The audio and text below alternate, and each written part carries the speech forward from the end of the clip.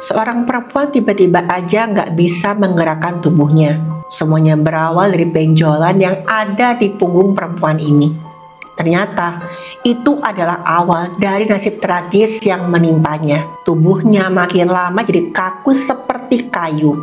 Masalahnya dia nggak mengalami penyakit ini sendirian, tapi ada orang terdekat yang juga mengalami penyakit tersebut. Kira-kira kenapa ya dia sampai bisa mengalami hal ini? Apa ini fenomena mistis atau medis?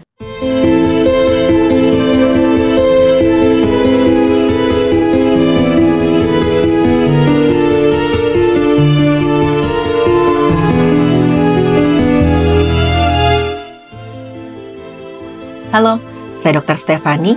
Saya seorang dokter spesialis forensik dan mediko-legal, dan saya belajar dari yang mati. Kasus ini dialami oleh seorang wanita yang dikenal dengan julukan si manusia kayu. Mungkin teman-teman ingat namanya Sulami, dia berasal dari Sragen, Jawa Tengah. Awalnya ketika Sulami masih duduk di bangku kelas 4 SD. Nah, Sulami ini merasakan ada benjolan tiba-tiba aja muncul dan terasa sangat mengganggu di bagian punggungnya. Benjolan itu keras dan ketika ditekan itu seperti ada tulang yang menonjol di situ. Waktu itu Sulami masih kelas 4 SD dan dia nggak merasa terganggu dengan benjolan di bahunya. Dia ngerasa itu salah urat atau jangan-jangan ada tulang yang menonjol biasa. Apalagi saat itu teman-teman Sulami tinggal di daerah pedesaan dengan keterbatasan layanan kesehatan. Banyak banget nih keluarga di pedesaan waktu itu menganggap dia seperti benjolan atau kaku sebagai hal yang wajar.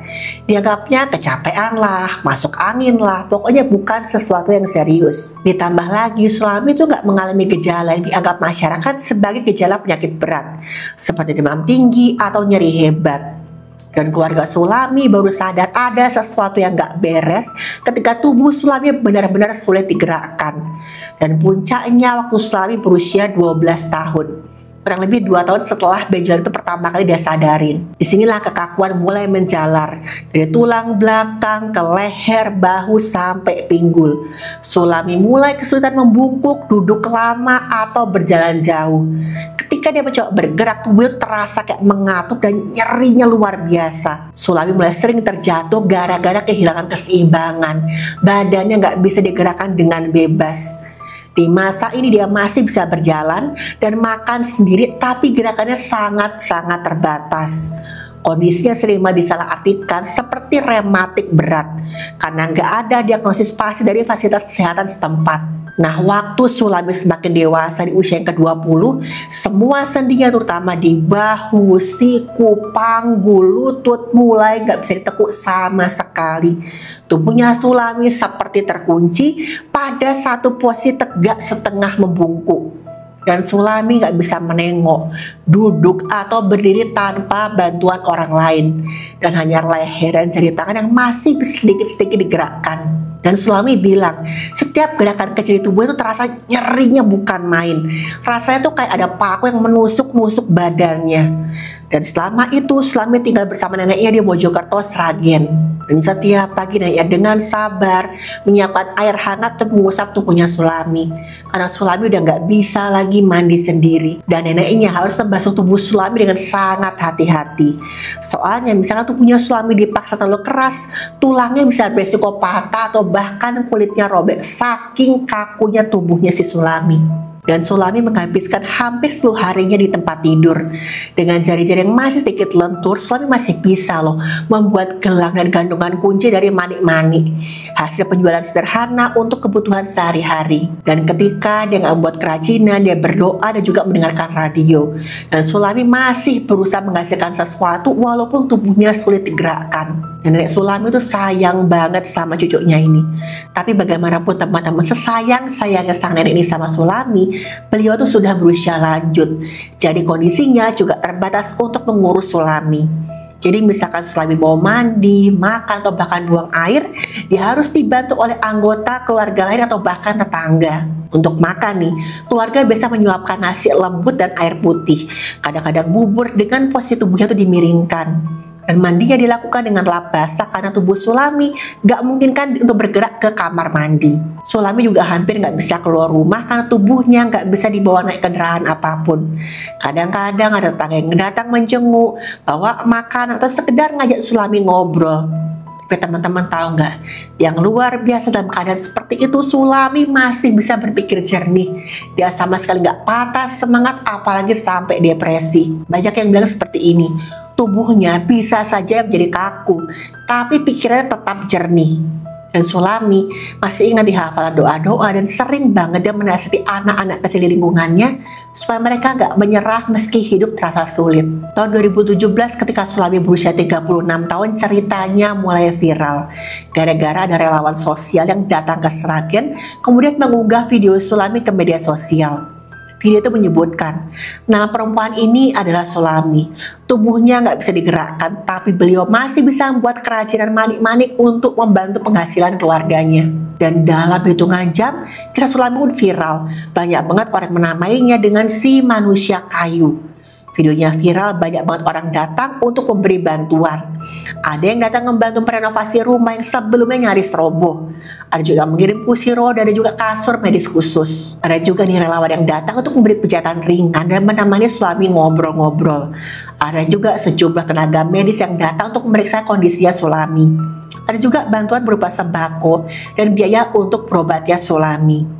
Saat itu Sulami pernah bilang seperti ini, saya itu nggak minta dikasihani, saya hanya ingin bisa duduk, udah itu aja. Keinginan Sulami itu sangat sederhana teman-teman, Sulami hanya mau bisa duduk. Ketika ceritanya viral barulah ketahuan kok Sulami itu punya saudara kembar perempuan yang juga menderita sakit yang sama dengan Sulami. Tapi nggak lama setelah Sulami viral, saudara kembarnya kehilangan nyawa gara-gara terjatuh. Setelah cerita Sulami menyebar luas, barulah banyak orang mulai sadar kalau penyakit langka bukan sekedar kutukan, seperti yang sering dipercaya di beberapa tempat. Dan media sosial pun berubah jadi ruang edukasi. Para tenaga medis menjelaskan nih tentang penyakit jaringan ikat, apa itu fisioterapi, dan terutama pentingnya akses medis yang merata. Penjelasan medis menyebutkan yang dialami Sulami terjadi karena kombinasi dari dua kondisi langka, yaitu mixed connective tissue disorder dan ankylosing spondylitis. Kedua hal tersebut membuat jaringan otot, urat, dan jaring lunak pelan-pelan berubah jadi jaringan tulang keras. Proses disebut juga dengan osifikasi. Proses ini menyebabkan tulang-tulang menyatu satu sama lain atau namanya ankilosis, sehingga lama-kelamaan tubuh menjadi kaku seperti kayu. Dan penyebabnya belum bisa dipastikan, tapi ada beberapa teori. Yang pertama, genetik atau keturunan. Fakta bahwa kembarannya si Sulami tadi itu mengalami penyakit yang sama memperkuat dugaan bahwa ada kelainan genetik. Bisa juga gara-gara autoimun atau sistem kekebalan tubuh yang menyerang tubuhnya sendiri. Bisa juga disebabkan karena adanya cedera atau infeksi yang memicu sistem kekebalan tubuh untuk bereaksi secara berlebihan. Dan waktu itu banyak juga nih teman-teman orang yang bertanya-tanya, kalau aja kondisi Sulami diketahui lebih awal, apa jangan-jangan Sulami masih bisa sembuh?